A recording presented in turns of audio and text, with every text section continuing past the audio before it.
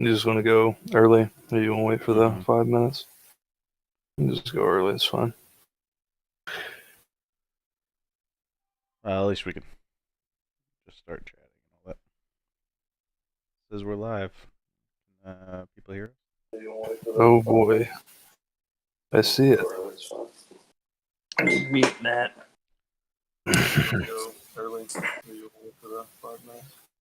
Yeah, that's gonna be.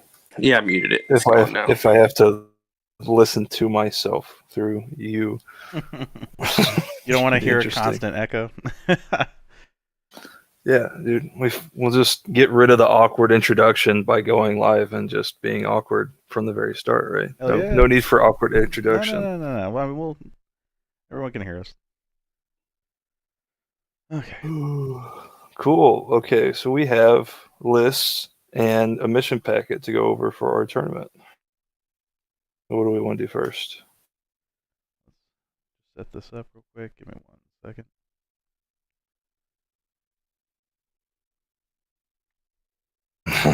Yep. Already off to a great start. Man, it's all good. They know us. Yeah. Wholly unprepared all the time. I got the list up. You can start there if you want.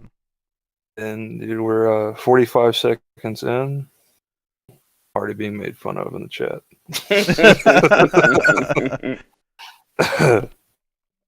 All right, guys. Appreciate everybody coming out. Looks like a few of y'all actually showed up. So that's good. We're going to go over everything. We're just going to go down the list in alphabetical order, go over everybody's stuff. Start out. I appreciate everybody who signed up, everybody who's going to come show up. We're looking forward to seeing everybody. Looking forward to having some fun. And we'll just go right into Avery's list. Caradron Overlords. Yeah, KO. Got it. So, for some reason, I'm going real slow with BCP right now, but here we go. Can they see it? It's pulling it up now.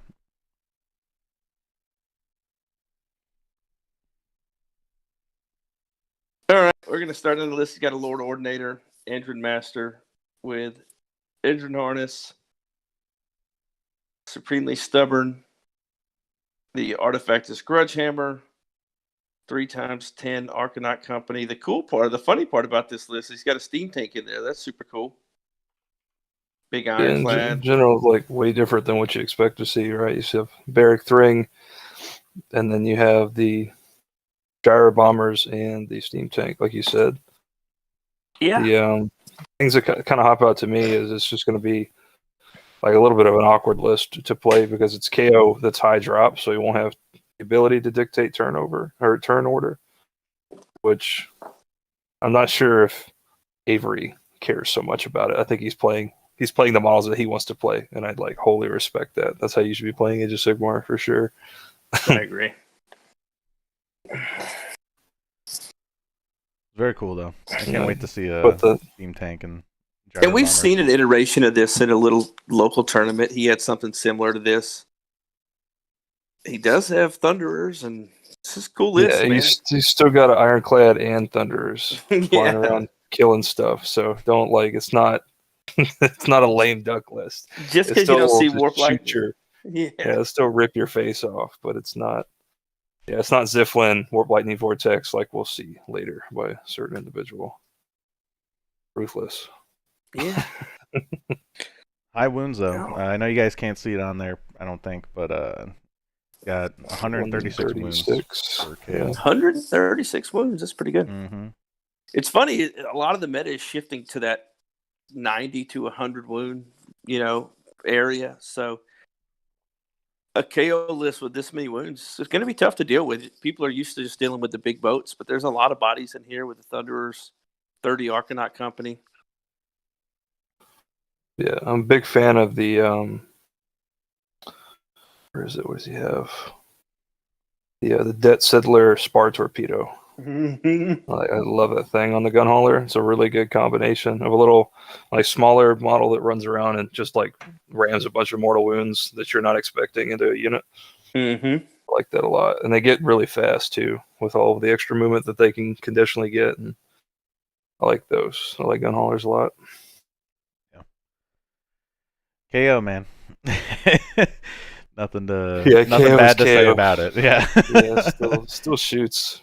So still shoots, still super fast. Those are both good Cool. things. All right. You want to move on to the next one? Yeah, we going on to Bill Carroll's list. Bill.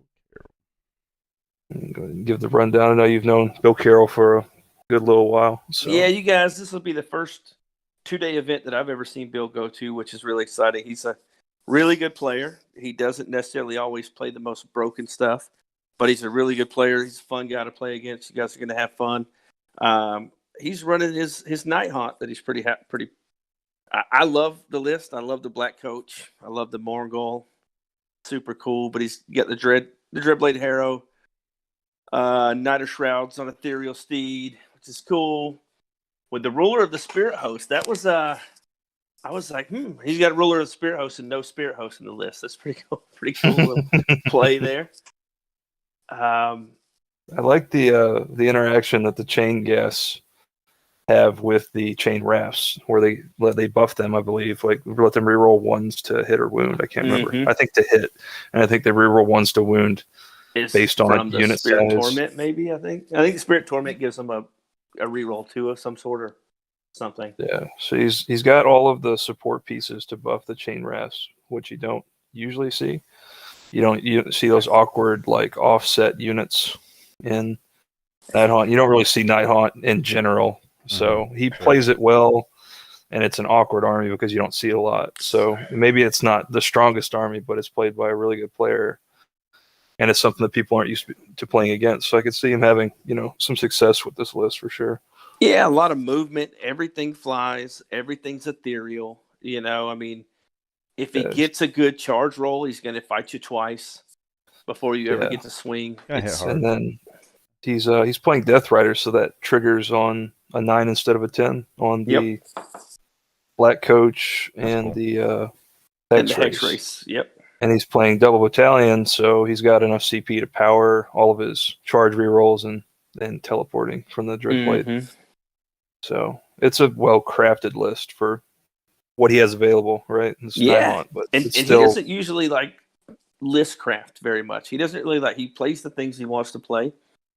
This is some of the better stuff I've seen of Bill actually digging in and really try to theory craft what is a pretty good list out of Night Haunt that we know is a little underpowered right now. Like we talked about, they have great rules. They just don't have enough rules. Yeah, what's there is really good, but it's just, it's all like a 6, which adds up to a 6. Even if you're well-rounded in a 6, like you're still a 6 in a game where it kind of pays off to be specialized in a few things, like as far as the meta is right now. But you can still have success if you know how to leverage your army to its fullest extent. So I like this. I'm interested to see how he does with the army. I know he's a really good player, so see what he can get out of it. Cool. All right, so next up we got Brandon Ridge with the first of the Defenders of the Citadel. Builders come down to Houston to get their lunch money took. We appreciate it. We'll be nice. We'll be nice when you send you back on your way. But we're buying gonna give you lunch, some Skittles. We'll buy you lunch. Even got some hand sanitizer for you. Yeah. So when you wipe your tears, you don't contract the COVID. No, if anything, we are well mannered. If anything, right? Yeah, we really appreciate you guys coming down. I know that's a big trip coming all the way from Dallas down here for a smaller 2-day event, but we really appreciate it. I look forward to playing against some guys that I mean, I'm not playing, but if I was, I would be looking forward to playing some other guys because I beat all these guys too much. So it's gotten kind of boring, guys. What's he got? There's some Big Wah. Big Wah? Yeah. Big Wah. Patented, Mega Boss, Crusher, Gore Hacker, Brutus Cunning, and Metal Ripper's Claw with Mean and Mount Trait. That thing is going to go real fast and do a ton of damage. It is, man. If you're not ready Yeah, for that thing, it is going to tear a hole through your army. yeah, you want to kill that thing because yeah, that's the engine that runs this car. But and then he's got everything else around it to kind of support it a little bit, I guess. He's got the Yeah. War Chantas, and then he's got the little bit of Wargog's everything. interesting because there's no rogue idol, so he's going to be using these spells on the Air Boys and itself. But it's got a pretty decent War Scroll spell, and I think it generates a CP on a roll, so it's still a like really good support piece for this army. Mm-hmm. And then he's got the battle line that you see in a lot of Big Wall, whereas Ard Boys, Brutes, Gorgrunches, and the Air Boys. Arrow Boys, yeah. Yeah, and the Iron Fist to make the Iron Fist gives him the ability to do that what Brutish Cunning does, but a second time. So he'll have 2 units moving or fighting in the hero phase, which is really abstract and really strong and really hard to deal with for a lot of armies. So it's going to be a real interesting list. I mean, the Arrow Boys are going to, if you don't know them, if you don't know the War Scroll, you're thinking, I'm tired of these things shooting me. I'm going to charge them and kill them. They're going to hit you harder with the bow. They're going to take the arrow out of it and bonk you with it. Like, we've been waiting on y'all to do this all day. That's what they're going to, Mm-hmm. Yeah, they got really good mixed damage for having, because they have a double profile, and they'll be able to get around the map pretty quick because of, or not get around the map. They'll have their hit rolls buffed by the. Yeah, Big Wall. Turn 2 with this list, they're probably hitting on 2s. Maybe turn 3 at the latest, but probably turn 2. They're hitting on 2s, winning on 2s. Then the Wargog, the real Beast Spirits, also adds to that too. So that'll also help them out with their damage. Yeah. And it's another list that's real high wounds. This is 149 wounds, so it's kind of like the KO list where it's about 20 to 30% more than what a lot of the meta is, which is around 100. 100 and 120. Yeah, and 15 Ard Boys are tough to get off the board. There's going to be 5 shields in that list, and like 1 in 3 can carry a shield. Isn't that the deal? Or 1 in 5, or is it going to be 3 shields? So it's going to be 3 shields, but it's just like 1 in 5. Right? Every time I play against a Big Wall list, it's like they always make those shield saves long enough to take 15 wounds and turn it into 6 wounds going into a unit of 2 wound models. So I like the variety to it. Normally you see kind of like the same copy paste list as far as it would just be a bunch of Brutes or a bunch of Ard Boys, like not a whole. I mean, this one's got the Cav, the Arrow Boys, the Brutes, and the Ard Boys, which I think is awesome. Yeah, for sure.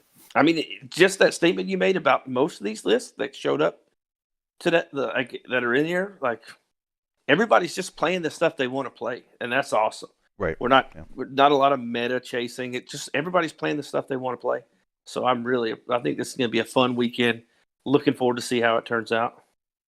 Just be fun stuff that I want to see people play. That's a great segue into our next list here for Caleb. I think Caleb's in the chat too. He is. Dude, you are the man, and this list is where it's at. Dude, I love it. Yeah, we've been talking about it. Like, this is how you should play Stegodons. Six of them. And a Bastillodon and Thunder Lizard. 5 Stegodons. Bringing there's an Engine of the Gods. Oh no, you're right. Engine of the Gods. 2 King Chiefs and there's 6 of them, and a Bastillodon. He's bringing the beef, boys. Like, this is going to be a great fun to watch. Just throw the Burning Head in there just for the reroll hit. Oh rolls. yeah. 1. Mm-hmm. Nice. And then all the Sky Streak bows. Like, it's got a lot of really good damage that comes out of this list from shooting and the charge phase with the charged mortals and the damage in combat. It's just a little on the light side as far as win count, but a great little those numbers real quick. It's like a hidden trick of the army too, because combined with the coalesce damage reduction and the Engine of the Gods can pulse twice a turn and heal everything within 12 D3. So you can heal the entire army 2d3 wounds a turn. It's going to do a great job of keeping this army alive, I think. Mm-hmm. While it keeps that damage output. It's not going to be great at holding objectives, but I don't know if it's going to need to with all the damage it's got. The amount of fun it's going to have is going to be worth it. Yeah, it's all dinosaurs. They do Dude, move in herds. This is Seraphon BCR, dude. It's so much fun. Right, It looks like it's going to be a blast. Plus all those Sky Streak bows. If you never shot by one of those, have fun getting shot by 6 of those. I think Zach put in perfect words where like in Total War, you can just doom stack all of them, so you have like 20 Stegodons. Like this is the perfect like incarnation on the table. I love it. Yeah, this is awesome. But so cool, great list. I love it. And he's been playing Seraphon for a long time. This has been Caleb's thing, so he's going to play it well. He knows what it does. So, all right. Mm-hmm. So you guys want to go on to the next one? We got Mr. Chris Creech. Oh yeah, Chris Creech, and more super awesome list. This is a vampire themed corn army that has kind of been playing around the scene, and it's, I don't know if you haven't seen it, it's a great looking army in addition to having some really cool rules. But I'll let Brian kind of run through it because you play corn a lot. So what stands out to you about it? Well, Gore Cleaver looks good on Karkadrak. That was always something. He took no Slaughter Host because he wanted to free up the artifacts that he wanted, which I understood that. But I don't know. I don't take a Karkadrak Lord out in corn without having the Thronebreaker's Torque on it. I just feel like he needs to be more survivable. But he's got the 15 warriors that aren't going to go anywhere. 10 knights. He's got them in 2 units of 5s, bronze flesh, all that. He's got all the standard stuff you have in corn, which is really good. Like one slaughter priest. That's 3-drop, right? That's what it looks like. Yeah. It's real low for a corn army. Mm-hmm. So he's going to be able to play around with the turn order and that Bloodstoker. I imagine what he's going to do is he's going to play a lot with his Chaos Sword on Manticore, because if you hadn't seen it, it's beautiful. You guys will see it. I imagine that's going to be his hammer in this list, and those knights just knocking stuff off of objectives. 5 knights charging into a 10-man unit of almost anything sitting on an objective, it's going away. Yeah. If you never thought you were going to see a tiered model in Age of Sigmar, think again. He's got he converted I think a Moloch with a Chaos Lord. It's like one of the coolest things I've seen on the table. So like a real creative and like different. It's just a different looking model, but it looks awesome. It has a feel like it was like a, what is that, Blade 2, where those vampires had the mouth set up. It kind of has that feel to it. Mm-hmm, for sure. So I like it. And then, he's going to have Blood Tithe to do. He's going to have Blood Tithe for days with this list. The Karkadrak Lord's going to go in there and grind up small units and then heal itself and just keep generating Blood Tithe. Like, it's really good. Chaos Sword for buffing up that Chaos Sword on Manticore. You buff him up, he goes in, the Chaos Sword makes him fight again. Oh, look, we've got list corrections in the chat. He says he wants Bloodlords as his slaughter host. So it's already got our first list correction. Yeah. War Scroll Builder did. Okay, well, we'll get that fixed up. Yeah. And he's got Moloch, Hive Tyrant, and Manfred all on the same model. That's great. Yeah. Very cool. Yeah, it's going to be a good one. We'll get it fixed for you, man. Last night I spent 2 hours going through all the yellow lists because the yellow was driving me nuts. So I went through and converted all your list to War Scroll Builder. So if there are any small corrections I need to make, just make sure you message me through Discord or whatever, and I'll make changes to them. And then we'll get it fixed up. I'm not saying if you come at me with something outlandish, because I still have most of them originally printed out, so I can go back and check. So don't come with anything outlandish and say, now that I've saw the list, I want to change everything. But I meant to put, Deepkin instead of corn. Mm-hmm. Yeah, I've got a whole nother army that I want to play instead of this one. Yeah. So just make sure, just shoot me a message on the side if something got mixed up, because the yellow lists were driving me crazy in in BCP. Cool. All right. So up next we have Mr. Cliff Pope. Oh, Mr. Cliff Pope, a beloved member of Harambe's Heroes. With his, you cut the name off, but I remember the name of this list. It's Big Dick McGee and the Knee Knockers, dude. The Sons of Behemoth. Right?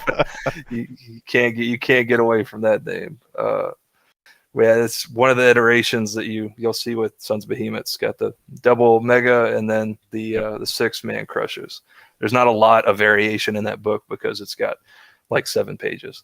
But I think they said there's only like 9 to 11 variants that you can do max. Yeah. But it's still that's pushing it too. Like 9 to 11 variants. It's got the beef, dude. It's got the stuff that wins games where you've got the ability to control objectives and do damage and enough wounds to be tanky enough to win games. Yeah. So it does all the stuff that you need to win games, even if it is kind of limited. Yeah, Horde armies are not going to like this list. Yeah, these guys playing the Stomper tribe. You get that extra damage, 2 damage. And from the realm of Gur, nowhere would Big Dick McGee anywhere else. roam but the realm of peace. And his general is really interesting too. He's got the command trait that lets him charge 3d6 and the artifact that lets him reroll wounds and reflect damage, which is a great combination too. He's going to get a lot done with that War Stomper Mega Guardian, I think. The big thing is to just keep that War Stomper alive because, if I remember correctly, all the command abilities have to come from a War Stomper in the Stomper tribe. So that's pretty important to make sure that you use them, but also you don't lose them. Yeah. I'd like to see old Big Dick McGee run into 6 Stegodons. That's going to be fun. Yeah, right.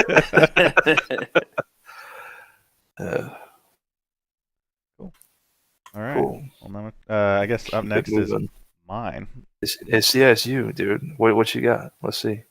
I'm bringing a troll list. A lot of people have seen it already. Basically, running the Mega Mob subfaction, and it's just going to be a Trog boss with a Troll Hag and nothing but trolls other than a Fungoid Cave Shaman thrown into it. And it's a 3-drop list. I really like it. I had some help kind of tweaking it, and it's really cool because they ignore a lot of the chip damage that you're seeing with a lot of the shooting armies. They help mitigate it because they have feel no pains and they regenerate, and they the new rule with the subfaction is they resurrect. At least the battle line does. So it's just really nice to see that resurrection go off. So you finally kill that 6 block of trolls, and there's a chance that half of them come back. So and it rounds up, right? So like the 3-mans come back as 2-mans, which is like a nice little bonus. So even though it says 116 wounds with all the healing and the resurrections, it's very common for me to get above 150 by the end of the game. Deceptive. Heroes are real tanky too, with the extra feel no pain and regeneration. And finally, the subfaction actually gives the Hag a feel no pain. She can actually take an artifact, and it gives her a feel no pain. So she she goes from being pretty good to like ridiculously tanky. Yeah, it's really hard to get off the board with her. Yeah, D6. She has. Does she double heal or just heal from her War Scroll? No, she has an innate. She doesn't. You don't have to roll a dice other than the D6 heal per turn. So the moon doesn't affect her type of healing. They already FAQ'd that.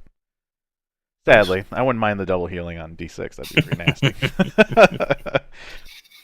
So, but yeah, that's pretty much it. Nothing. Oh, and then the battalion lets me everything except for the Hag and the Cave Shaman are in there. I get to retreat and still shoot and or charge, which is nice because I in many times you'll see me retreat out of combat after you charge me, and then I can get behind your lines and kill the stuff that you don't want me getting into, which I really like. Yeah, it's good. Very abstract for double turns too, right? Where you're locked into something and get the double, and then you retreat and go somewhere else. Yeah, this is definitely the double turn kind of list that works well. So, yeah, that's very cool. Okay, so up next we got Hunter. Blades of Corn. I just noticed the command trait on the tank hold. That's Shepherd of Idiotic Destruction. That's what it's called. And it's funny because it gives them CP generation. The Shepherd of Idiotic Destruction. I love it. Speaking of loving it, dude, this next list. Oh man, I love this list. You want to talk about it, Brian? Yeah, it's Corn Dragon, big ass model. It's gonna be he got this a couple years ago. It's gonna be everything in this list is centered around the Corn Dragon killing your opponent's army. You got a Bloodstoker in there for reroll wounds, +3 to charges.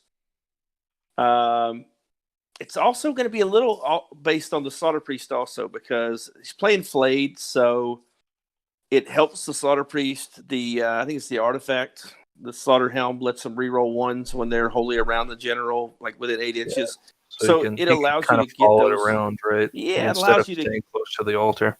Yeah, get them up the field, keep your dragon buffed. Also slinging out, blood boils, like 3 Slaughter Priests worth of blood boils. That's like 3d6 mortal wounds a turn. The ones is nice specifically because the Slaughter Priests do damage to themselves when they roll ones to pray. Yes. So prevents the damage from, at the very least, when they get away from the shrine, they won't be doing damage to themselves, which is nice. This is definitely the tournament of big monsters. So I worked in, I think that blood sacrifice is going to be great. You can just blood sacrifice your dragon for D3 and then resanguinate the dragon for D3 and generate a blood tithe point, because you don't want this corn like, oh, I won the roll off, I'm going to do great.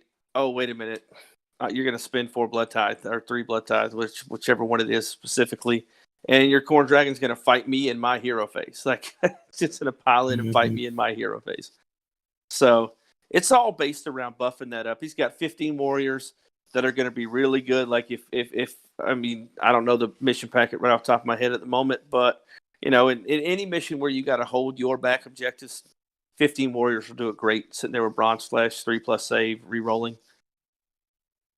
I can't get much better than that. And then blood reavers to spread out and try to deny the board. That's how I would play it. Yeah. For having a 1100 point model, the most expensive model in the entire tournament, by the way. So Archeon is like, yeah, dude, hold my beer.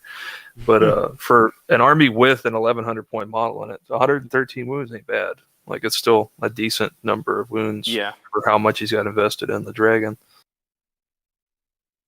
Yeah, and the Flayed is fun. There's some cool stuff in there. I mean, I think it's going to be cool. He's going to shove a dragon down your throat, and if you can deal with it, cool. If you can't, he's going to tear your whole army up. Yeah, well, for the Flayed lets him get the dragon kills a hero, right? You get a bonus to its save. He gets +1 to its save for the rest of the game. Dang. Yeah, that's what it's the minute it kills a monster or a hero, bam! Now that thing's at a 2+ save, 1+ with bronze flesh, 1+ re-rolling with a command point, 1+ re-rolling saves with a command point.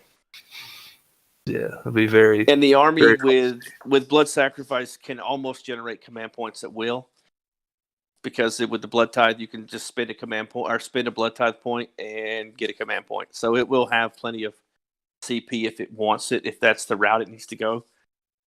Really good list. I mean, it doesn't have to worry about battle shock and things like that, probably, because the main part of its army that's going to be fighting is going to be the dragon, and it takes up so much board space. If you haven't seen it, it's going to be fun to see it go. Yeah, very nice. Cool.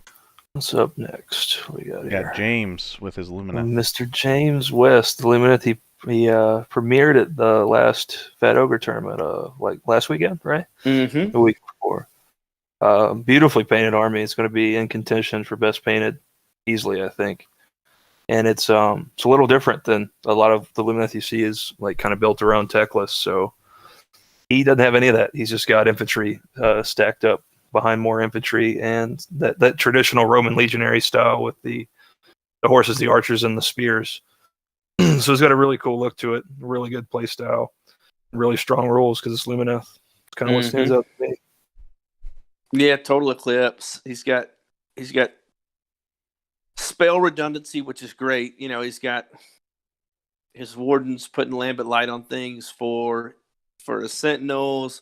Sentinels putting Ethereal Blessing on whatever they choose to, if it's the Venari up front, whatever the case is.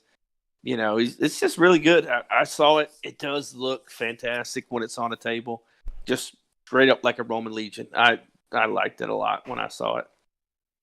The the Twin Stones are going to be pretty critical for his army because he doesn't have that consistent casting from Teclis. So getting those off is going to be key to maintaining consistency with his spell casting, which is going to kind of dictate where his army is every turn. Like based on what spells go off is going to change what he can do that turn a lot. So yeah, those that's Twin why I Stones like are the real redundancy in there a critical. bit. He's got a couple of each, so if he needs it. One nice thing is it does have a high wound count for your typical Lumina list. Yeah, for sure. And it's got the innate -1s, and he has an ability to get the Feel No Pain up. It can be a really super resilient army based on, whatever kind of damage is being thrown at it. Mm-hmm.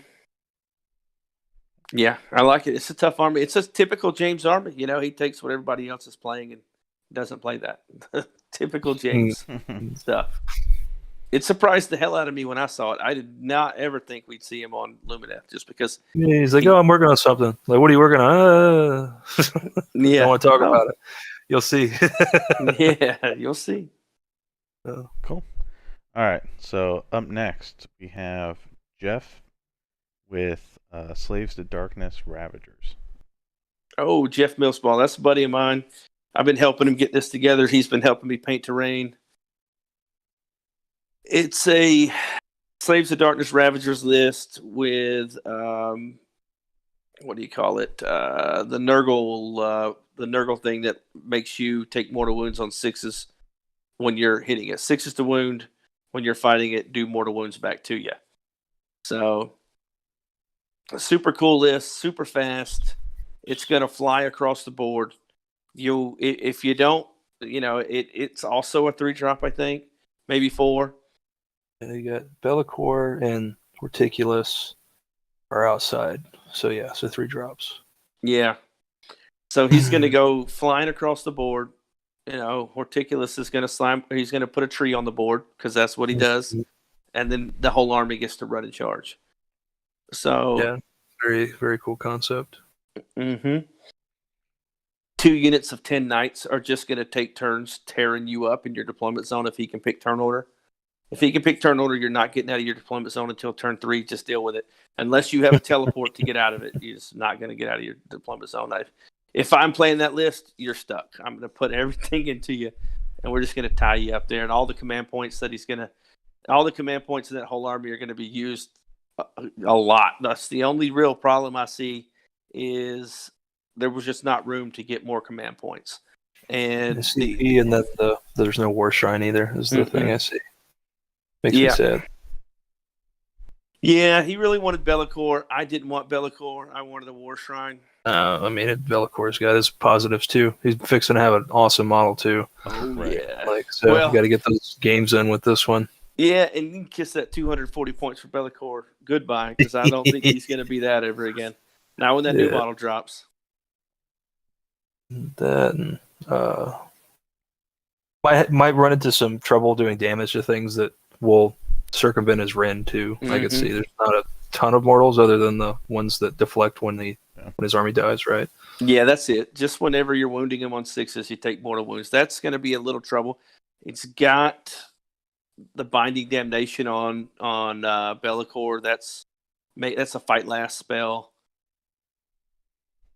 Yeah, really fast, low drops. It'll dictate which plays well into scoring objectives, which is how you win. So yeah, he's got a teleport. Karkadrak Lord. It's gonna be fun. Cool. Yeah, lots of really good tools. All right, so up next we got John Grady with Maggotkin. Mr. John Grady also to bring in the beef. I was looking at this list earlier. This is great. Much chaos stuff this tournament.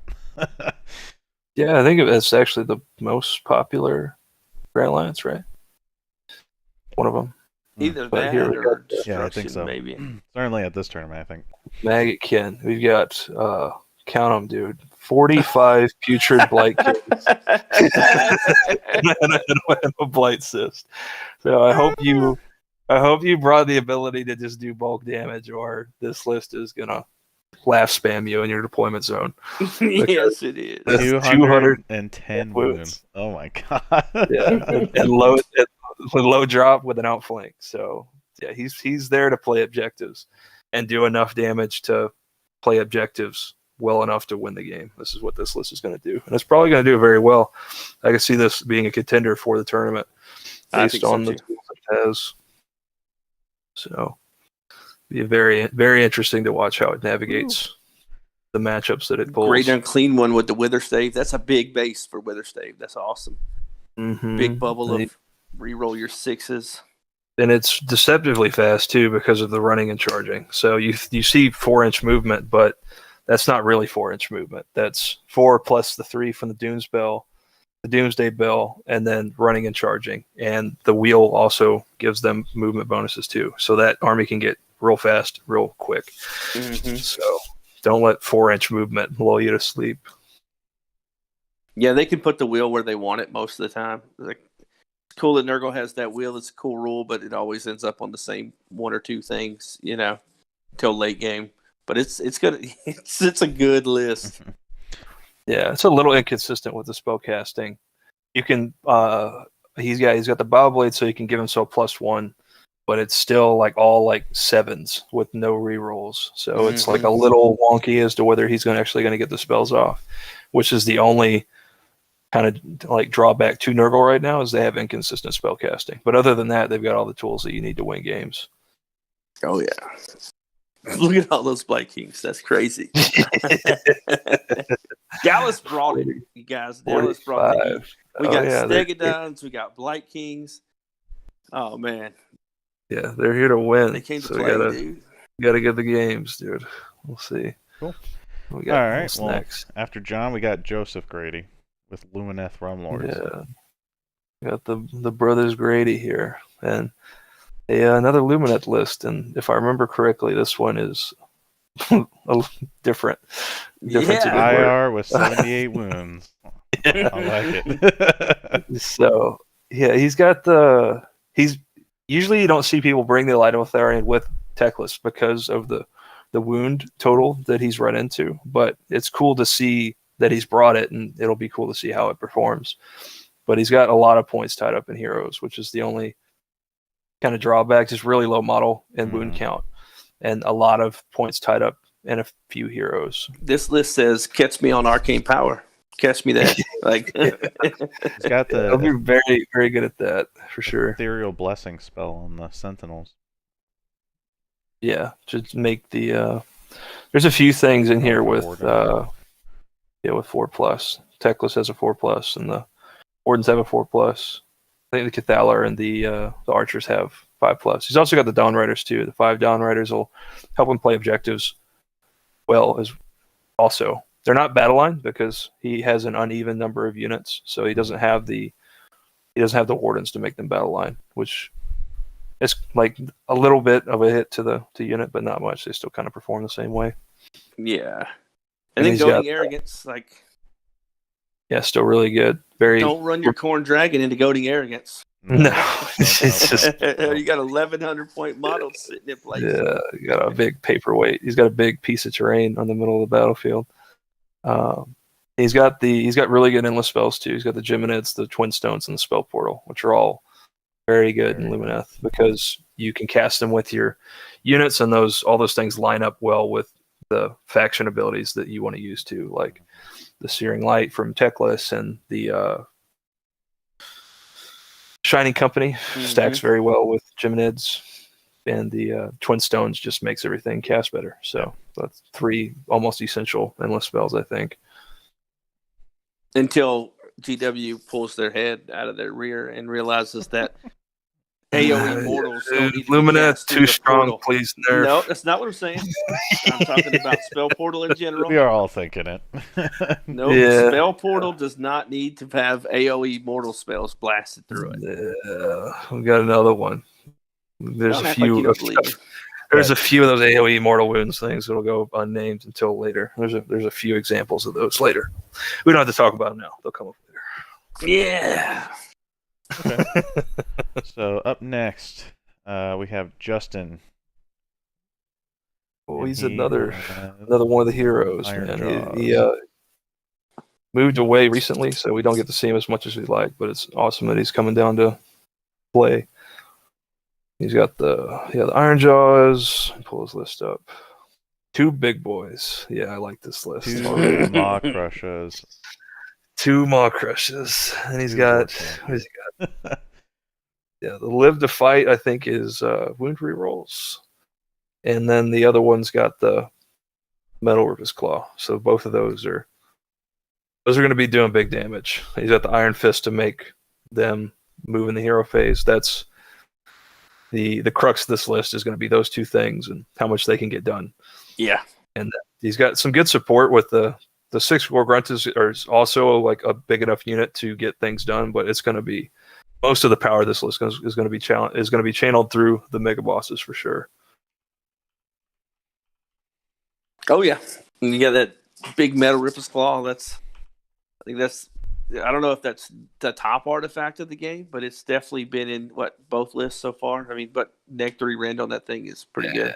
-3 on something that's can get up to as many 3 attacks as it kills. Yeah, and then paired with the war chant is a lot of damage. Yeah. Also is at 1960, so he's going to probably be getting the triumph a lot.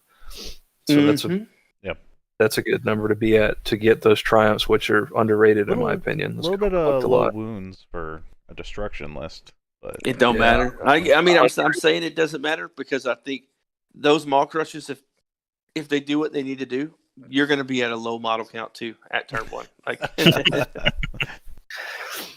He's got big enough damage to equalize real fast too. Of course, for sure. Cool. But yeah, that's a lot of what you see. More of the more popular stuff that gets taken, especially in destruction. You see when you take a lot of big stuff, you see the wounds get towards 100, which is what it is. All right, so after Justin, we got Kevin Rand with Bone Reapers. Kevin Rand, he's been... What you got, Kevin? You been in here. I ain't seen you one time in the chat. Where you at? You were on here since 5:10, man. I know. He's been waiting and waiting and waiting. He's all quiet now. But this is a list that he's been playing and tweaking a lot lately. And he knows how to play it. So I can see him doing really well with this list, too. He's got everything that plays missions really well. He's got the Mortec and the paired with the Harvesters is a brutal combination in Praetorians. Very hard to get off the table. Really good damage to your battle line units and just holds area. It just holds board state really, really well. Probably maybe like the best in the game, definitely arguably. And he's got the Mortec Crawler to kind of snipe what makes your army work. And then Catacross in general is just good. It's very disruptive to your game plan. He takes away your CP. He makes his stuff better. He neuters a unit of his choice because he just picks a unit on the battlefield and makes him -1 to hit. It's a great support piece. So,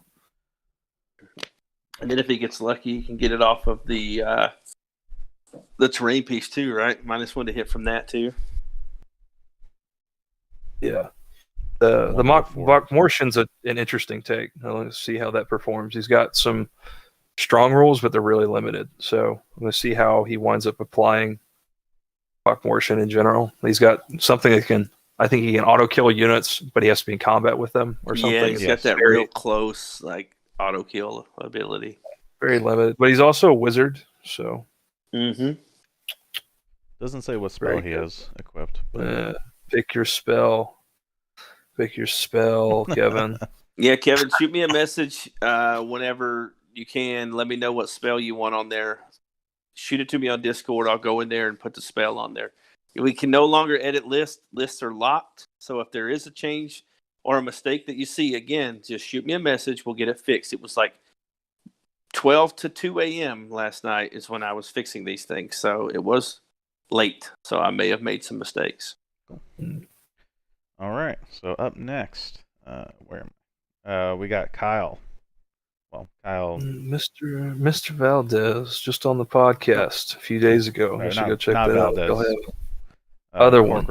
The other one. Yeah. Are we gonna have this another Kyle off? Apologies, Kyle. I have a hard time pronouncing your last name. We Corcoran. Skaven type. We have to talk about the better cow before we talk about the inferior one. Mhm. We've got the Skaven tie. This is another list that he's been playing this a lot, and different iterations of it too. He's got beef and he's got ranged mortal wounds. So this is a very interesting puzzle to solve for a lot of armies, I think. Mhm. Got some limitations. It's kind of slow. We'll have to use his Nahul's to kind of shore up his movement deficiencies. But other than that, the list has got all the tools you need to perform really well. Yeah, 40 storm vermin sitting there with death frenzy on them. Good luck killing them. They got like 94 attacks apiece. He's going to have to borrow dice from like everybody around him to roll all their attacks. It's storm vermin are crazy good, man. They have got a points increase. I guess they're a little expensive, but still. I mean, the army spams mortal wounds like crazy between the warp lightning cannons, and all of the heroes have some kind of ability to just dump mortal wounds. I hope for your sake, Kyle, one time you get your bazooka to do something. Like I always see it hit and not wound or whatever, or they make the save. You know, or it's just like blow his own rat up too. I've seen that happen. Hilarious. Warp lightning cannons, same thing.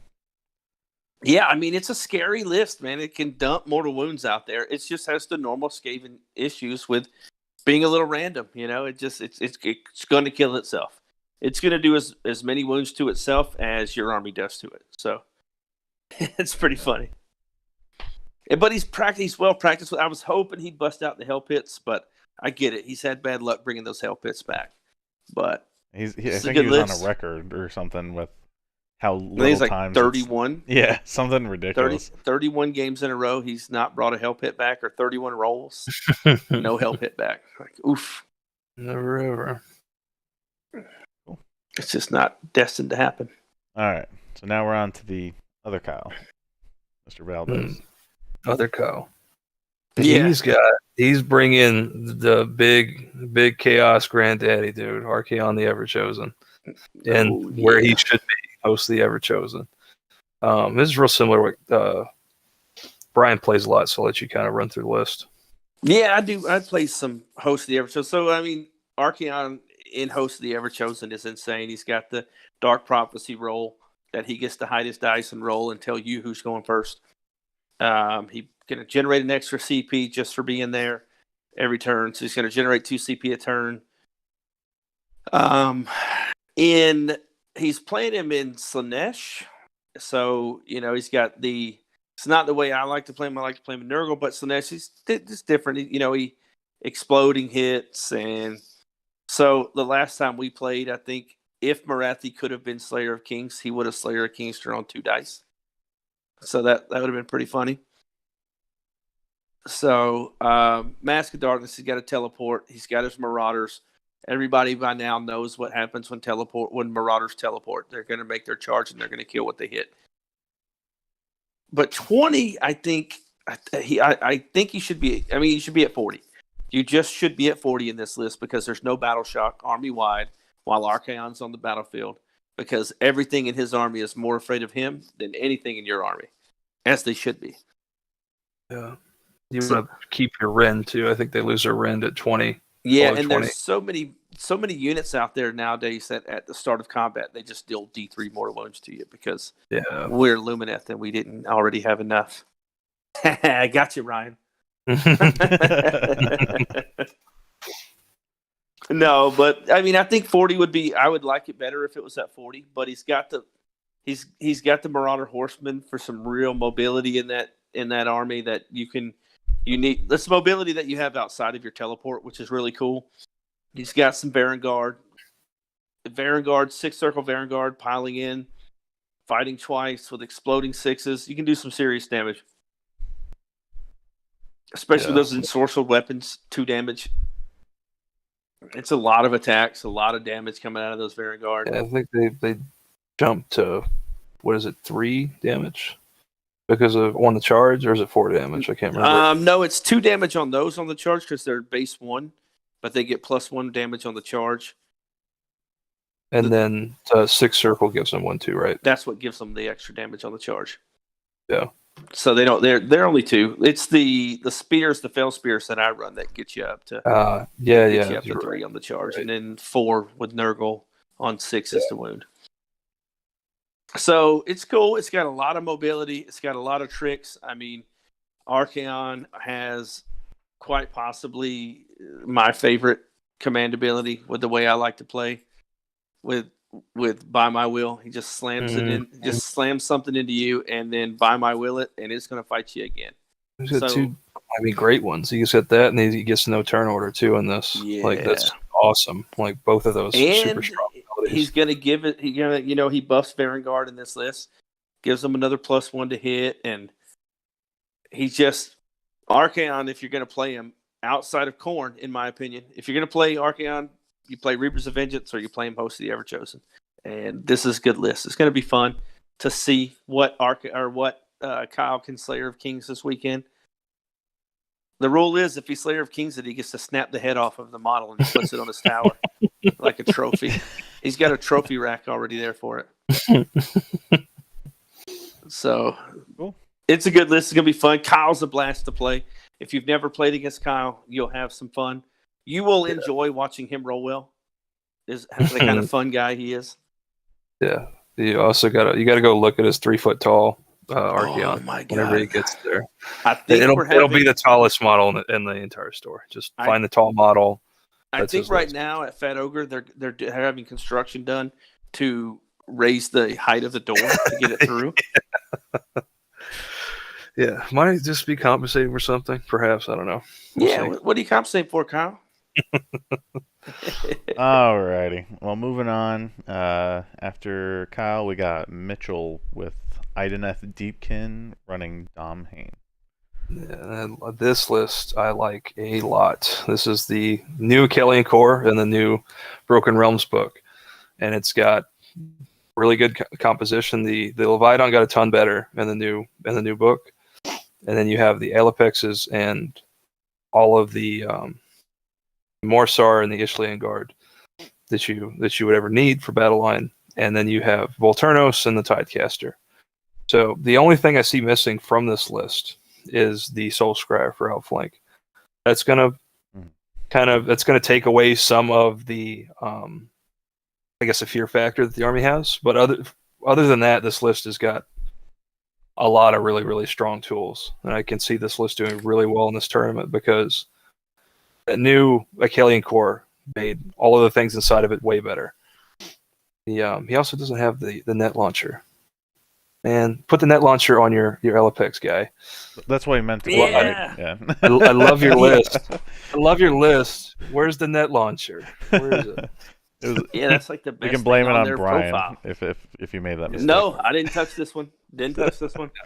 Ryan got in here and messed with all the lists. He's like, "You get it off of here." Yeah, I know how to sabotage your list. Is this the monster sub-faction? Is that the monster? Yeah, it does extra reroll wounds against monsters for the Achillean units.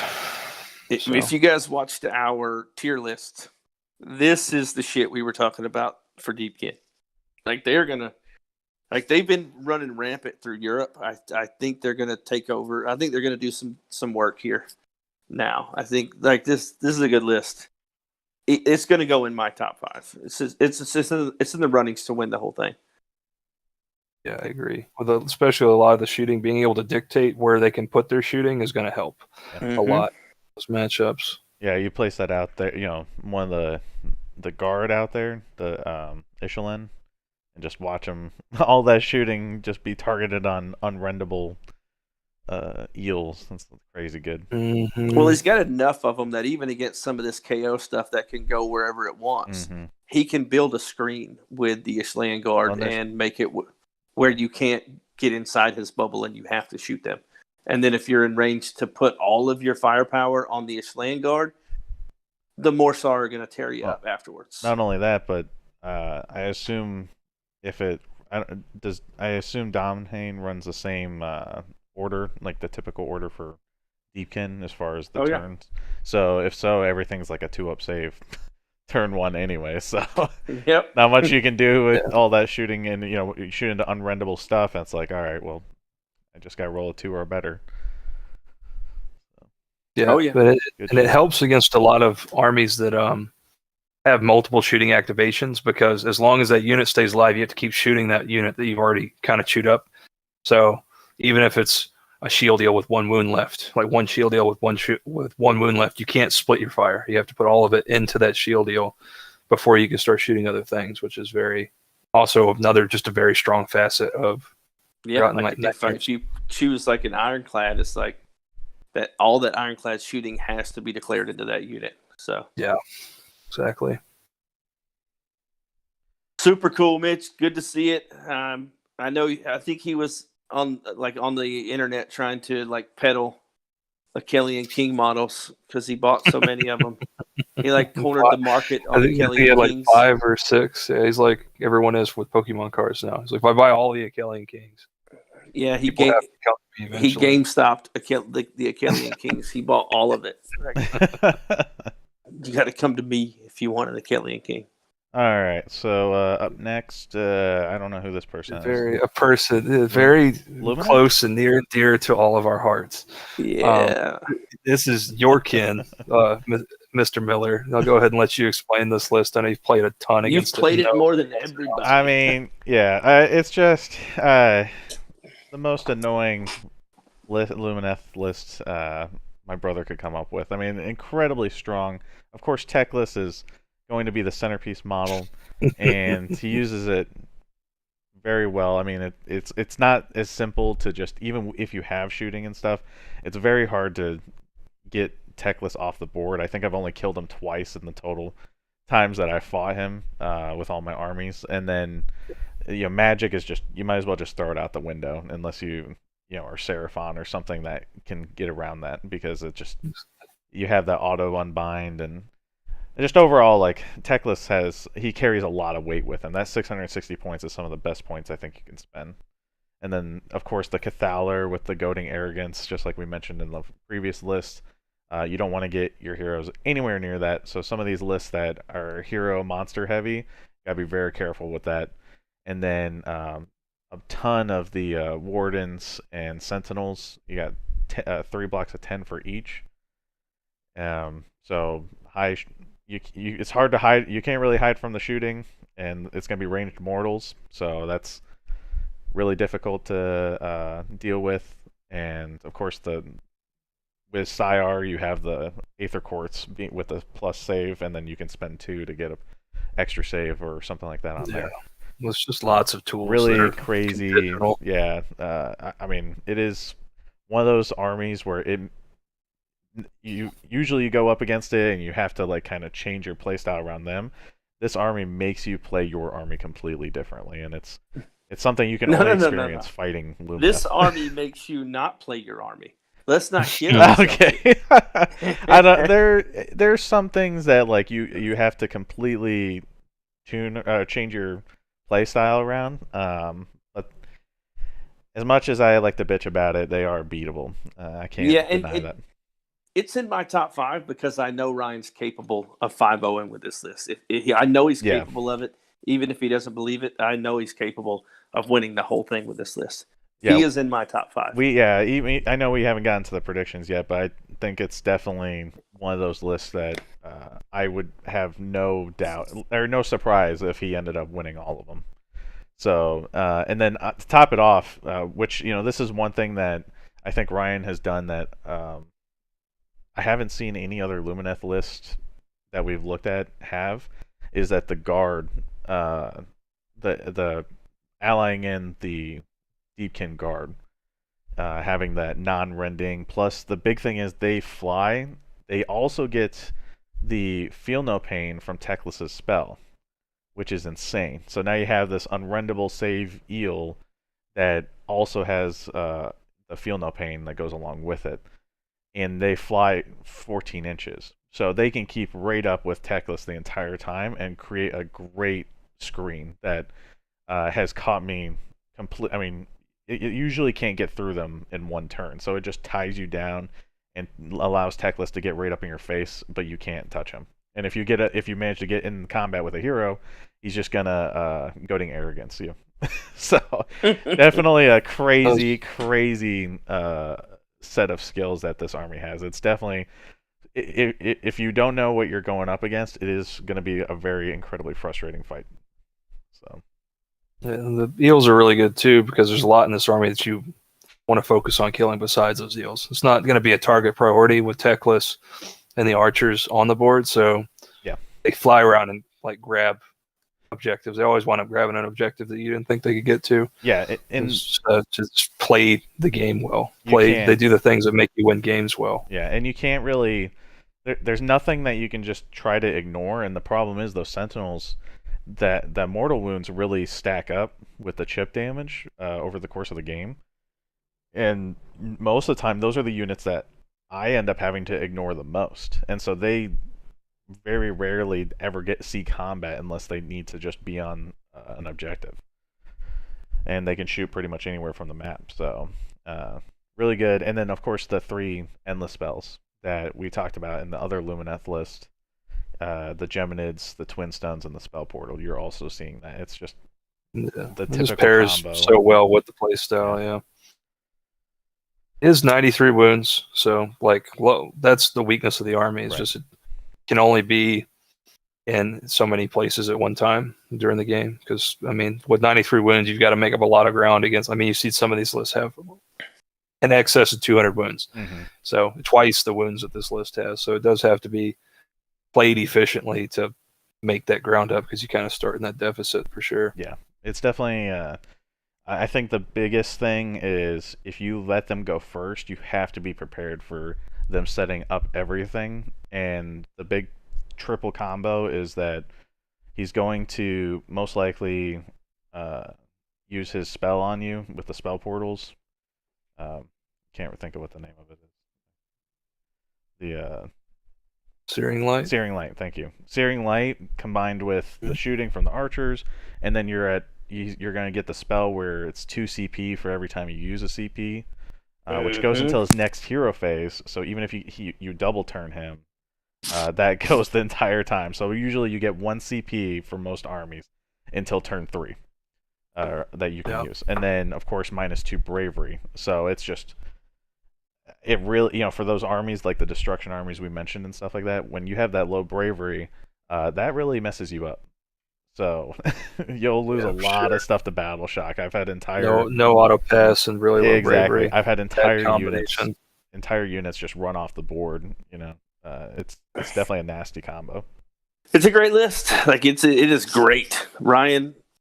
As much as the salt comments are going, I think it can win. They can win the whole thing, and I don't care how good it is. I'm not playing. I'll be there to collect the tears. Cool. Well, we can move on. Cool. We got Sebastian, and he is running. I think it's a friend Slaves of to Brian's. Yeah, he's a buddy of mine. He's been trying to work his way into the Age of Sigmar scene.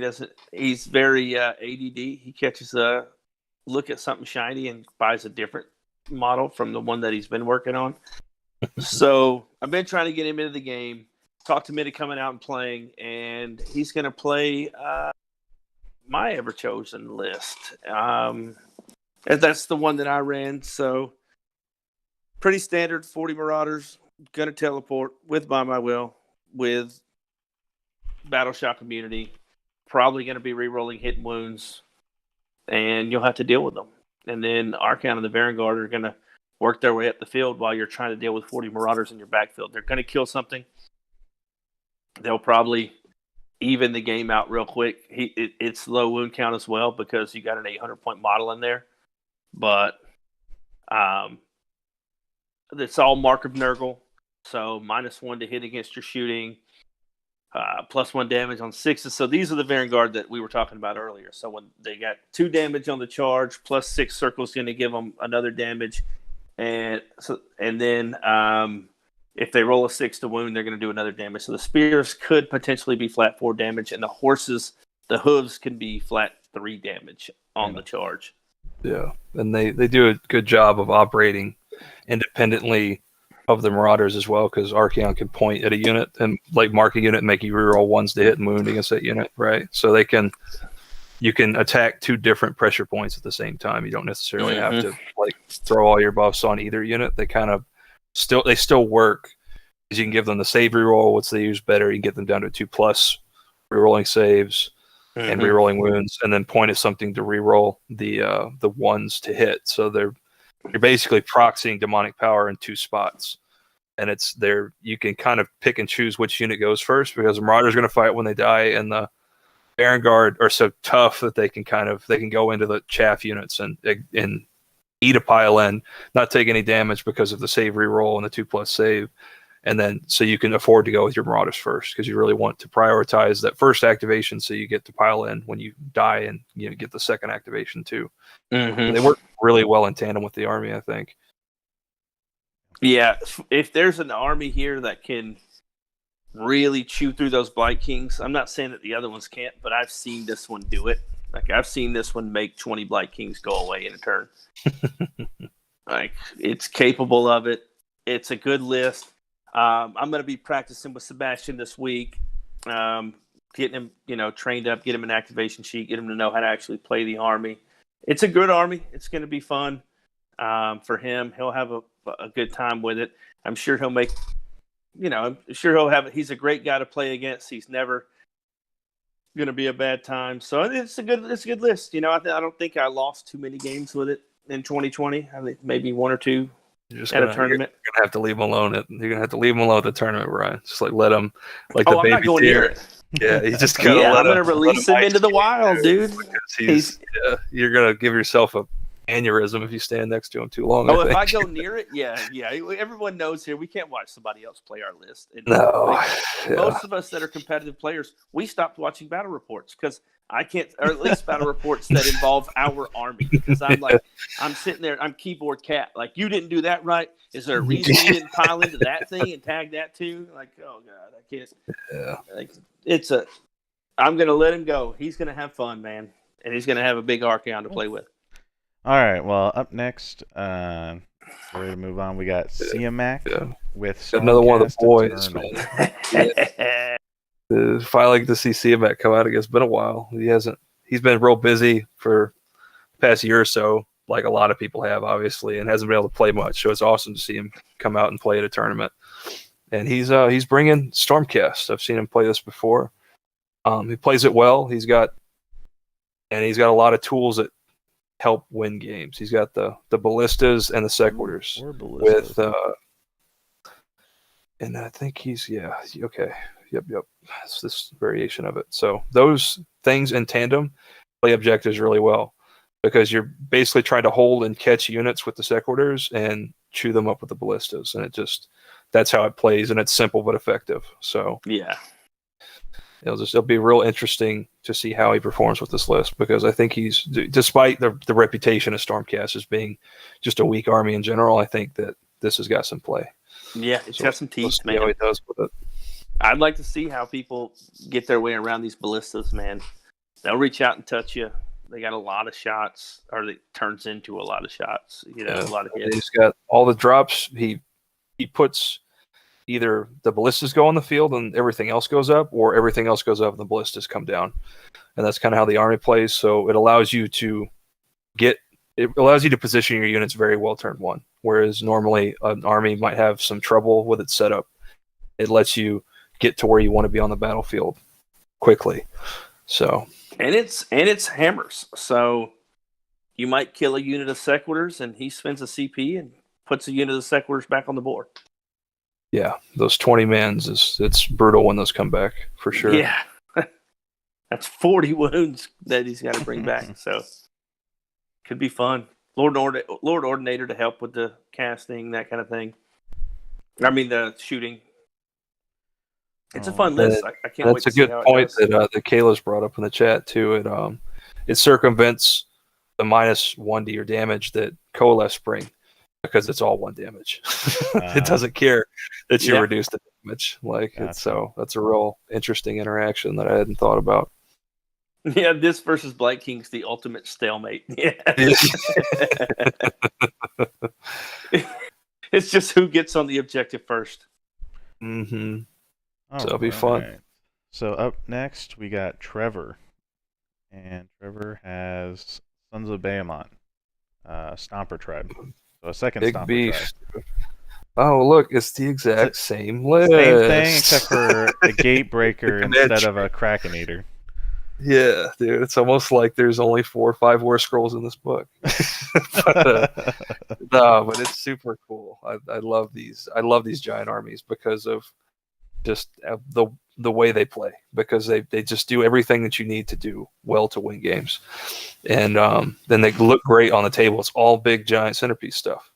So it's just a great tournament army, specifically because of you're playing with 5 or 6 models in a game that you want to be playing fast. So it helps you play fast.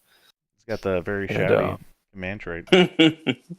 Yeah, so the battle shock immunity in a bubble instead of the 3d6 charge is an interesting variation. You're gonna need that against these Lumineth lists for sure. It's really just the one unit of 3 that he's worried about, but yeah. Battle shock immunity is always great, right? I don't know if I take that over the 3d6 charge. I don't know. I feel like in War Stomper, it's always difficult because you have to. You don't want to like have that War Stomper die too quickly. So I feel like having him have such a kit to just go in, it just gets him killed early. Just be more supportive. Yeah, it lines up to be a supportive character instead of being your engage. Yeah, that makes sense. And that, my opinion anyway. Okay. It just definitely makes sense. Definitely like a valid choice.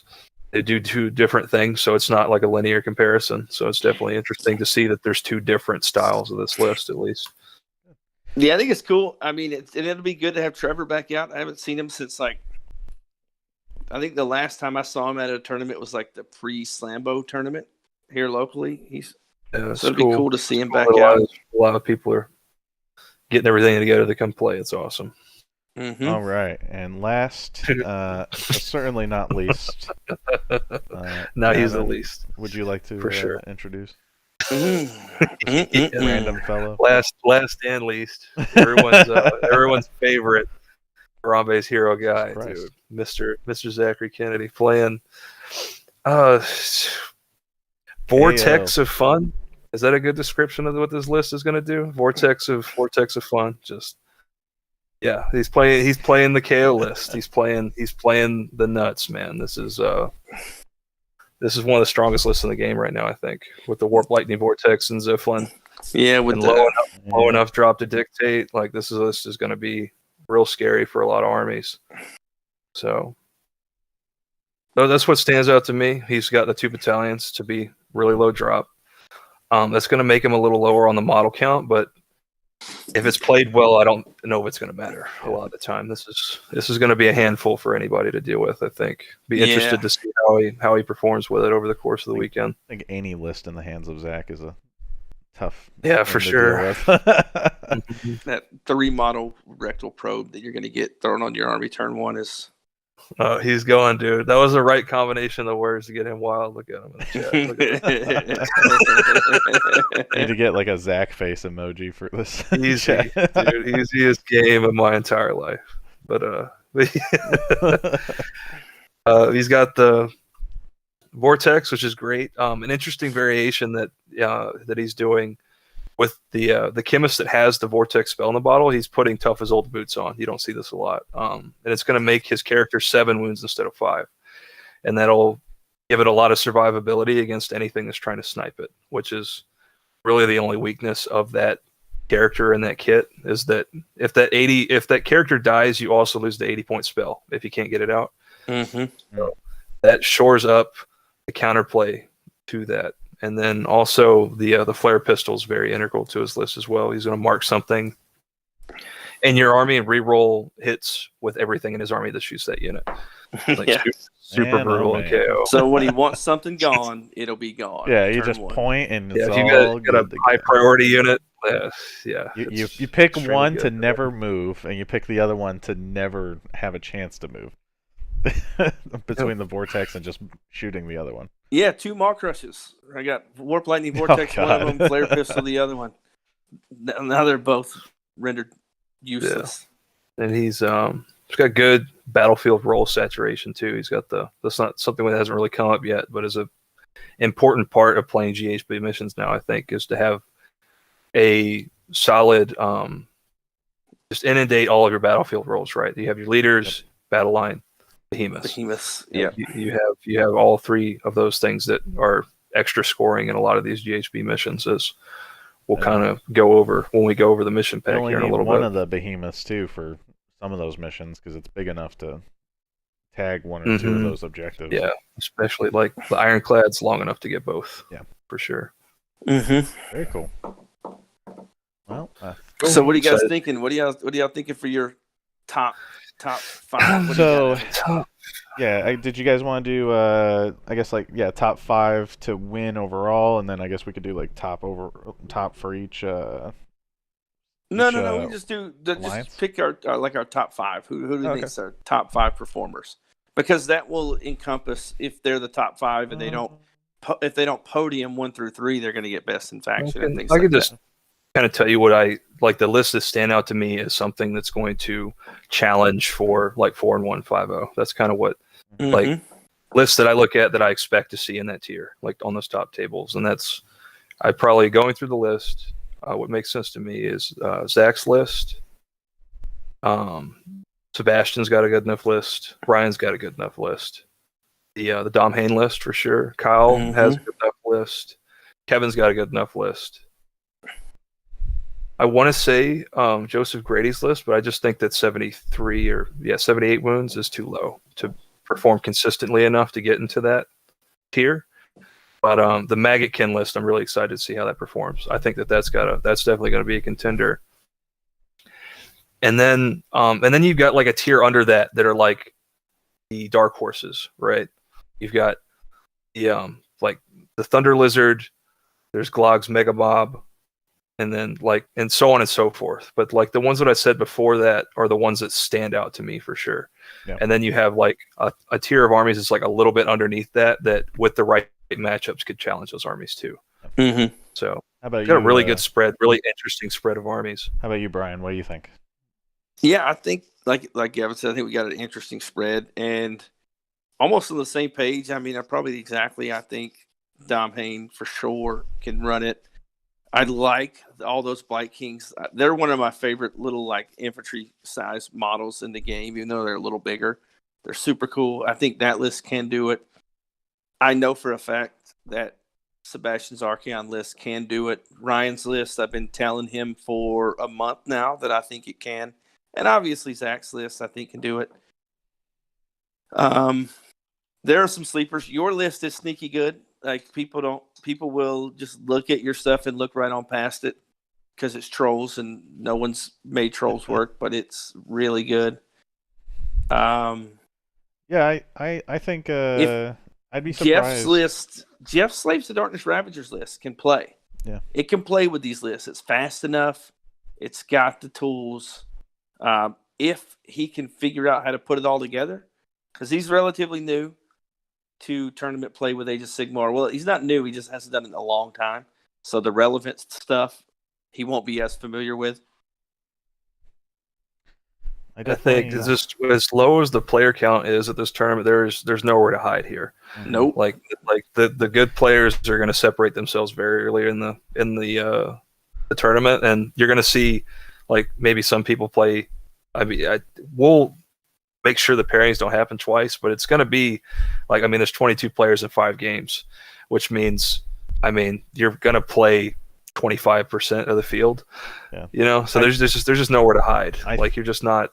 Yeah, I think it's going to be interesting because a lot of like what you were saying, a lot of those armies that maybe won't go 5-0 or 4-1, you know, they're not going to be that top 5. They have a very high chance, like the Deepkin, I would say my list, Kevin's list, like these lists that are like, you know, really strong. I think they have a very good chance in that first or second round, really upsetting the chances of those players that would make top 5 may actually knock them down before they in early on, because they just get a bad matchup. Sure. We've already got a grudge that's going to cannibalize two of the people that we said we expect to perform well, right? You got Ryan and Kyle playing game one.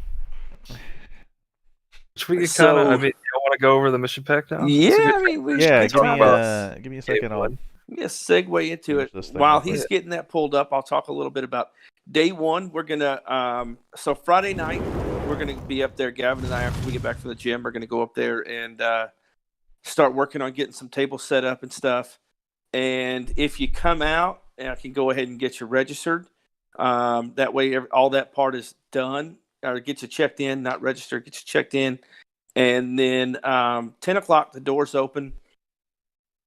I'm going to have our little table already set up, so we should be able to hop right in. We'll have bags for everybody with some hand sanitizer, some little snacks, and that kind of thing. We'll also have some tournament shirts there. Very similar to this one that I have on, but it's actually for the tournament, and it has the tournament stuff set up. And then, like I said, when we really appreciate everybody coming out, we really appreciate you coming out to the extent that every nickel of this went into prize support, and we have a prize for everyone. Like, that's how insane we went with prize support. Everyone's going to get something. Obviously, the guys who are the top performers are going to get a little bigger stuff, but everyone's going to have access to something. And we have some actual plaques made up. So it's not just take your box and go home.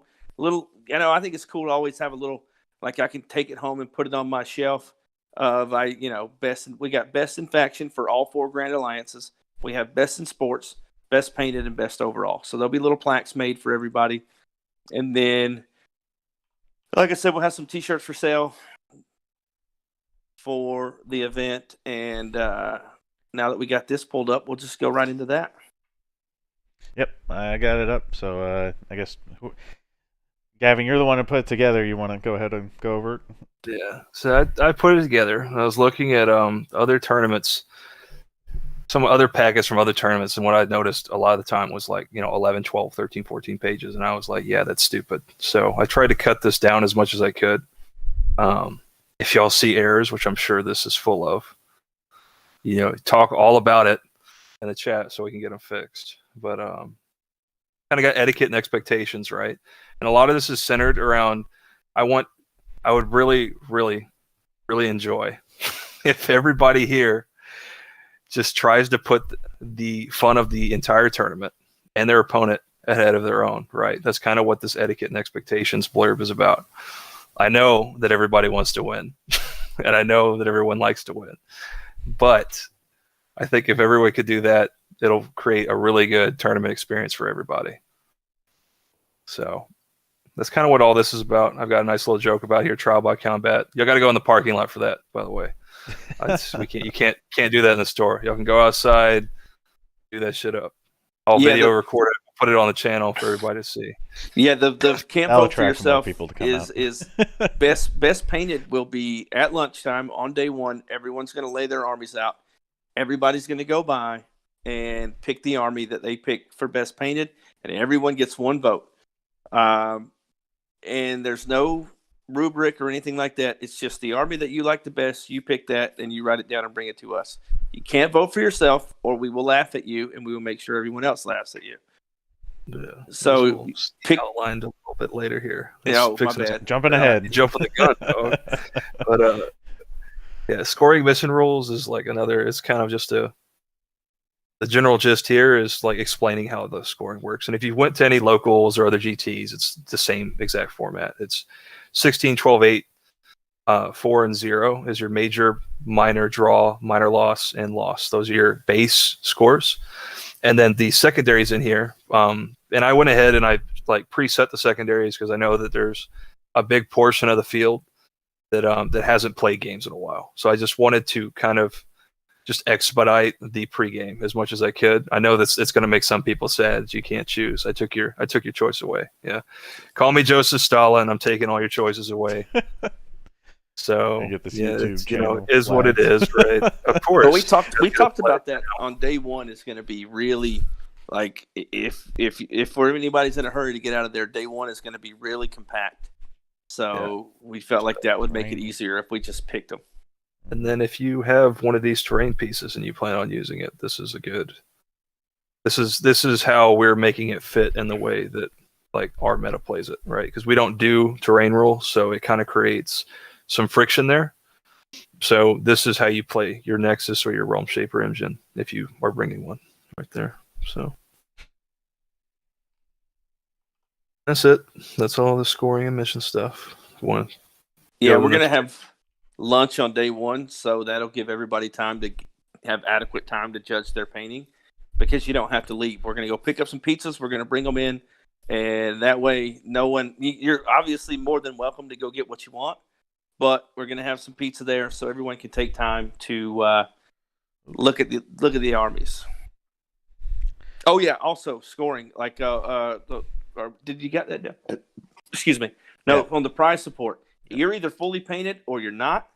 And like I said, there's stuff for everybody there. But if you're best overall, if you go 5-0 and you don't have a fully painted army, you are not best overall in our game. So best overall, you will go sit down while somebody else comes and gets your prize support. We're not having painted as a requirement, as a gatekeeping requirement, but it will be to be best overall. Yeah, for sure. And that's the way I think you mentioned it before, but we're gonna go down, and all of the armies that are fully painted are gonna have priority on your prize support. There's gonna have a big pile of prize support. You're gonna pick the three big prizes are gonna be picked by the three big winners, and then everybody from there is just gonna go by placement in the tournament, and we're gonna prioritize the people who have fully painted armies. So all of them go first, and then the everyone after that has unpainted armies will be able to pick from what's left.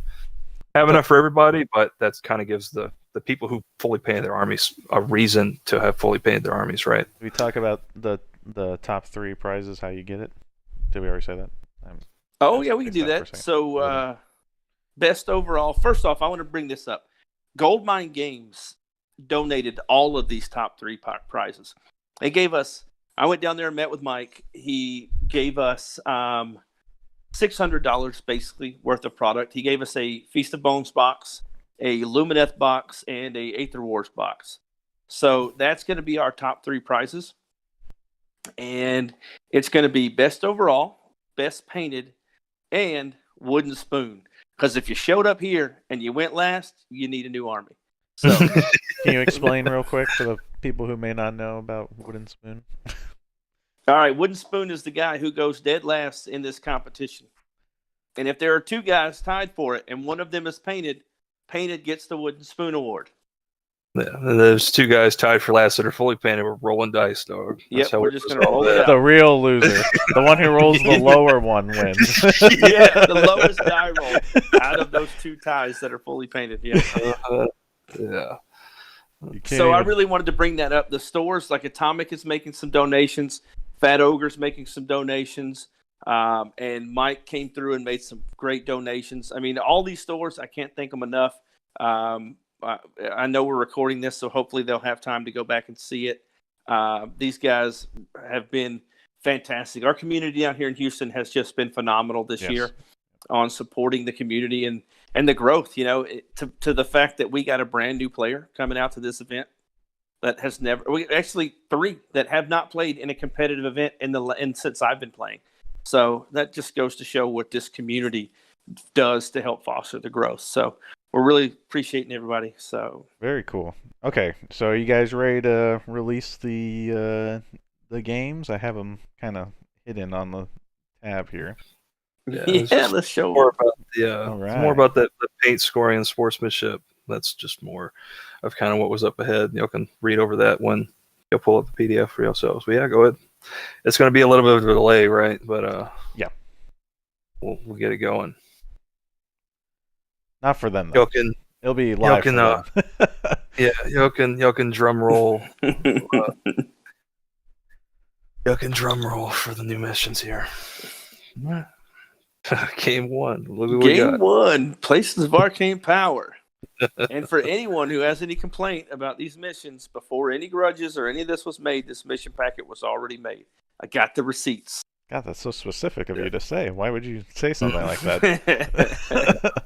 Well, I just know my good friend is going to be upset with that game one. That's all right. He's got the tools to win.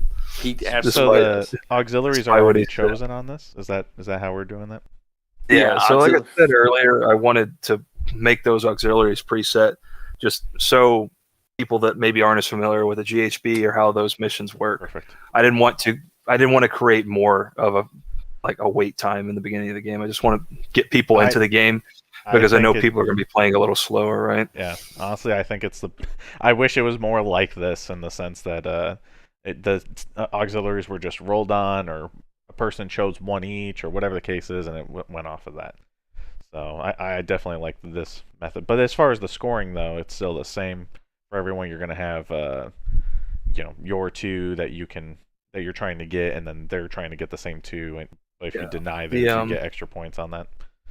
Yeah, the way that these rules work are outlined up in the mission packet rules, where the realm you're using everything in the realm except terrain rules. So the terrain rules you ignore for the realm, you still get the command ability and the spell, and then the secondaries are just like they work in any local or other big tournament you've played, where, like you said, you score one for each of yours, and then score one if you deny each of your opponents. So for a grand total of 4 plus your overall score. So, and that's what you get for your round score. Yep. And we'll be, I guess, sending this in the Discord. And is there a different location we'll be posting this, Brian? I don't know where I'm going to post it yet, other than I can email it to anyone who personally wants it. We will have a packet for everyone day of. But if you want we'll just try to put it in the Discord, right, and attach it to this video. And then if y'all know somebody who isn't in those mediums and like they're your buddy, just help your buddy out, right? Shoot this over to them. We're going to try to get it to everybody. Perfect. All right. So this will also be, we're also going to print this out for everybody at the day of the tournament. You're not going to have to print it out yourself. So if you don't have the ability to make this yourself, like you'll have a copy you could use at the tournament too. You will need to bring your GHB. I didn't want to print those missions off, so you can use your GHB. We need to save the planet, guys. We can't be printing 5 or 6 more pages worth of rules because you don't want to bring a GHB. Yeah. Awesome. Okay, cool. So game 2 is another like battlefield role specific thing I really like is the Better Part of Valor battle line. In a lot of these missions, I try to choose the ones where your battlefield roles interact with the missions, right? Because that adds a layer of play. Then it gives a chance to a lot of armies that aren't just like a damage monster, right? It rewards you for having a well-balanced, well-rounded list, which is something I was trying to do. I don't know if I succeeded. Y'all can let me know how much y'all hate it, but yeah, when we talked about these missions that we were picking for it, that was kind of part of the conversation that we had, was like, we want missions that is going to reward a real general like that, put together like you said, a well-rounded list and can make the right decisions on the table. Yeah, centered I like around this. that This is like kind of like it has that twist to it that your opponent or that both people can work towards. So there is one little thing. Did we mean for that to be the spell portal realm on Better Part of Valor? Better Part of Valor, I mean. Was that meant to? I think, was that an oversight? Isn't that Yeah, I think we meant to not have that one in the packet. We can change it if y'all don't like your searing light in your deployment zone. We can change it. I mean, you're getting hit with it regardless. Like, no, I don't particularly care. I just knew that when we talked about it. What's the Romeo want in the chat? We'll reward y'all for being in the chat for almost 2 hours. What do y'all want? Let me know. We'll put a vote. First one to if there 5. whichever thing I see the most in here is what I'll change the realm to. Very cool. That. Okay. I like the Yell Harambe is with me for style points. Yeah, I tried to add a little bit of flavor text in here, and then got some more like focal points. The Behemoth mission. Try to like have 4 missions that were kind of like different play styles as well, so it doesn't favor like an army that like murder balls into the center of the battlefield. Like you also have to be mobile enough to play like some of these like Scorched Earth and Better Part of Valor, and And Blade Edge in Game 5, I think is. I tried to make this a game where it's going to create a lot of tension in Game 5 because I think there'll be a lot on the line for that 5th game, and I want that to feel like a game where you're thinking. Like I don't want it to be a very straightforward game. I want it to be, a fitting finale, right? So I really like this mission. I know a lot of people really like this mission, so I'm excited to see especially how those top tables navigate this mission. I think it's a very good, interesting back and forth. So that's what I got. Which realms? What are which realms are y'all crying about? Yeah, which realm is the one that we haven't chosen? I guess Death. Shyish and is the Azir. death one, right? Yeah. So I got 1 vote for Azir and 2 votes for Shyish. Yeah, and Ryan's got his vote for Olga. Death. Well, Death is yes. You can't vote for yourself, Ryan. We talked about that. No. All right. Well, we can change this before we post it everywhere. We'll put Olgu as Death now. So cool. There you go. No spell portal. It's official. Searing light. Yeah. Cool. Very nice. Well, was there anything else that we want to talk about? Did we go to? Thanks for everybody coming out and sitting here for an hour and a half. This is 15 more people than I thought would show up. So it's awesome that there's this many people that want to listen to us blabber about this tournament. And thanks for our first live stream up for this tournament and having a bunch of fun. Right? Yeah. Like this is going to be. It's going to be fun. Like I really think it's going to be a really like a refreshing experience for a lot of people because I think a lot of people have been waiting for something like this. It'll be fun to see how it all plays out. Yeah, and we have this recorded, so we'll be able to post this up for anyone to see over the course of the next week if they want to look at the rules or the other armies for whatever reason. Yeah, all the addendums and stuff. Yep. Cool. Yeah. Thanks again for coming out, guys. I think we're going to kill the stream. Y'all take care of yourselves. Yep. See you guys. Yeah, appreciate it, guys. See you next week.